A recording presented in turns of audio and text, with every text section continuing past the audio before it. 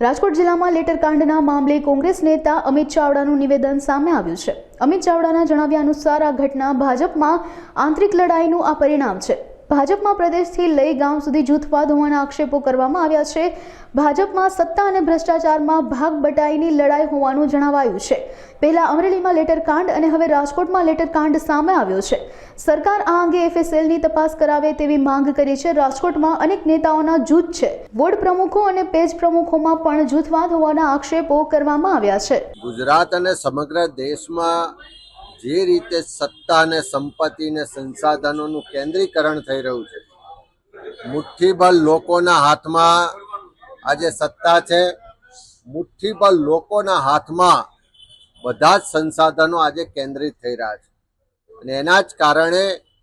જે બહુમતી વર્ગ છે, ખાસ કરીને એસસી, એસટી, ઓબીસી, માઇનોરિટી વર્ગ, જેને ખરેખર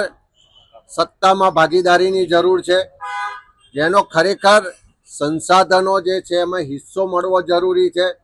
બજેટમાં એના માટેની જોગવાઈ જરૂરી છે, એ આજે નહીં થવાને કારણે આ વર્ગને મોટો અન્યાય અને ભેદભાવનો સામનો કરવો પડી રહ્યો છે। ગુજરાતમાં છેલ્લા 3 દાયકાથી ભારતીય જનતા પાર્ટીના શાસનમાં જે ગુજરાતની બહુમતી વસ્તી છે, 52% વસ્તી ઓબીસી સમાજની છે, 60% વસ્તી એસસી સમાજ, 14% આદિવાસી સમાજ, 9% લઘુમતી સમાજ, આમ કુલ જોવા જઈએ તો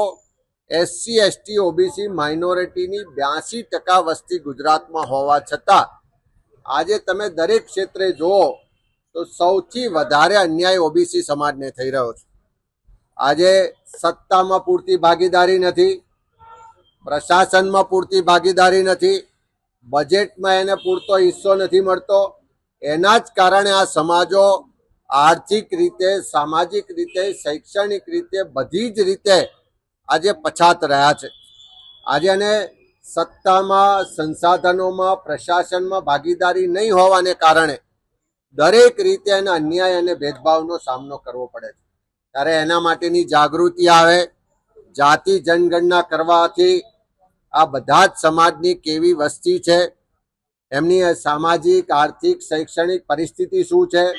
કયા વિસ્તારોનો વિકાસ થયો છે, કયા વિસ્તારો પછાત રહી ગયા છે, આ બધા જ આંકડા અને ડેટા મેળવી શકાશે અને એ આંકડા અને ડેટા મળશે તો આવનારા સમયમાં બજેટનું પ્લાનિંગ, યોજનાઓનું આયોજન, નીતિઓ નિર્ધારણ કરવામાં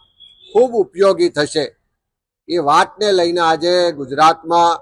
ઓબીસી જન અધિકાર સમિતિ એક નોન પોલિટિકલ પ્લેટફોર્મ દ્વારા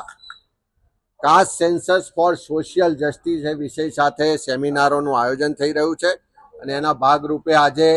રાજકોટના સેમિનારમાં આપ સૌ જોઈ શકો છો કે ખૂબ મોટી સંખ્યામાં રાજકીય આગેવાનો, કાર્યકરો પણ છે, સામાજિક સંગઠનના કાર્યકરો, પદાધિકારીઓ પણ છે અને જે લોકો સામાજિક ન્યાયની વાતને સમર્થન કરે છે, જે લોકો જેને પછાત રહી ગયા છે, જેને અન્યાય થયો છે, જેને મદદની જરૂર છે, એને આગળ લાવવા માંગે છે, એવા તમામ લોકો મોટી સંખ્યામાં કાર્યક્રમમાં ઉપસ્થિત રહ્યા છે અને આવનારા દિવસોમાં આ જ જનજાગૃતિનો કાર્યક્રમ, સોશિયલ જસ્ટિસ માટેની લડાઈ આવનારા દિવસોમાં ગામે ગામ ને જિલ્લે જિલ્લે લઈ જવામાં આવશે અને ગુજરાતમાં જેની જેટલી વસ્તી છે એના પ્રમાણમાં એને હિસ્સેદારી મળે એ વાતને તાકાતથી આગળ વધારવામાં આવશે। આજે ભાજપમાં જે સત્તાની લડાઈ છે,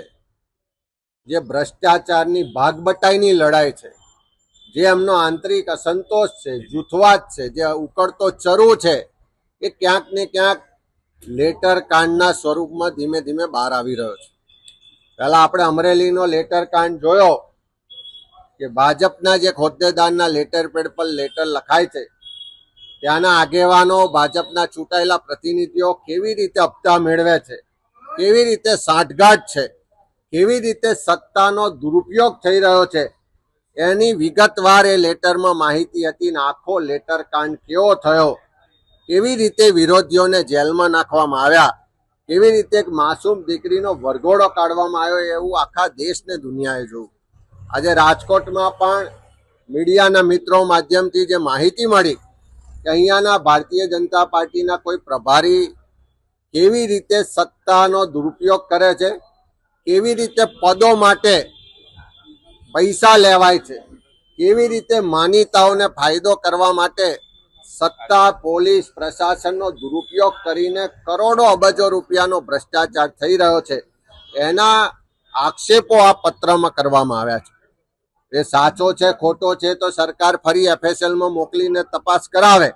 પણ આ પત્રકાંડો લેટર કાંડ જે ગુજરાતમાં થઈ રહ્યા છે,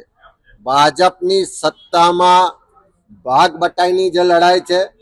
ભ્રષ્ટાચારના પૈસાની ભાગ બટાઈની જે લડાઈ છે, આંતરિક અસંતોષને જૂથવાદ છે, એ દિવસે દિવસે બહાર આવી રહ્યો છે અને હવે પાપનો ગઢો ભરાઈ ગયો છે અને ગમે ત્યારે ફૂટવાની તૈયારી છે. ગુજરાતમાં ભારતીય જનતા પાર્ટીનો જૂથવાદ આજે પ્રદેશથી લઈને ગામ સુધી પહોંચ્યો છે. પ્રદેશમાં પણ જાઓ, કોઈ નેતા મળે તો કે આ તો નરેન્દ્રભાઈ મોદીના જૂથના છે, અમિતભાઈ શાહના જૂથના છે,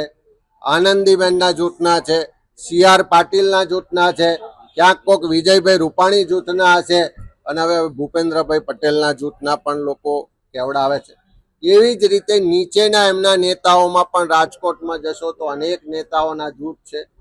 વોર્ડ કક્ષાએ પણ જૂથ છે અને બૂથ કક્ષાએ પણ જે બૂથ પ્રમુખો કે પન્ના પ્રભારીઓ બનાવ્યા છે એ પણ જૂથવાદમાં આજે રાચી રહ્યા છે. એનું એક જ કારણ છે કે સત્તાની ભાગ બટાઈ માટેની લડાઈ, જે ભ્રષ્ટાચાર થઈ રહ્યો છે એની ભાગ બટાઈની લડાઈ છે. એટલે આ કોઈ પ્રજાહિત માટેના લડાઈ નથી, પણ સત્તા અને ભ્રષ્ટાચારના ભાગ બટાઈની લડાઈ છે. અને ગુજરાતની પ્રજા આજે સારી રીતે જોઈ રહી છે કે કોણ કોના જૂથના છે, કોણે કોના વિરુદ્ધ લેટર લખ્યો, કોણ કોને પતાવવા માંગે છે, એ પ્રજા આજે જોઈ રહી છે.